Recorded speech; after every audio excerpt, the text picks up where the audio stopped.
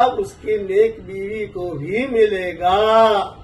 اور نیک بیوی جو کام کرے گی، ابھی اگلی بات بتاتا ہوں، یہ حدیث میں نہیں ہے لیکن اگلی بات تفصیل کرتا ہوں کہ بیوی جو کام کرے گی نیک، اس میں شوہر پارٹنر نہیں.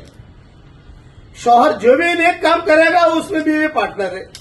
بس اتنا ذہن میں رکھ لو. میری 2 بیویاں ہیں الحمدللہ، دونوں بیویاں الحمدللہ اللہ نے دیندار دیے مجھے. میں جتنا کام کر رہا ہوں، سبقوں کا، قرآن کے ترجموں کا، کتابوں کا، اور جتنا ہی میرا کام چل رہا ہے کہ میرے سارے کاموں میں یہ دونوں بیگمیں مکمل پارٹنر ہیں الحمدللہ.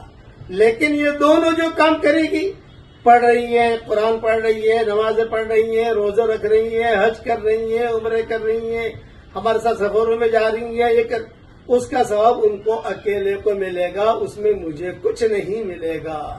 امام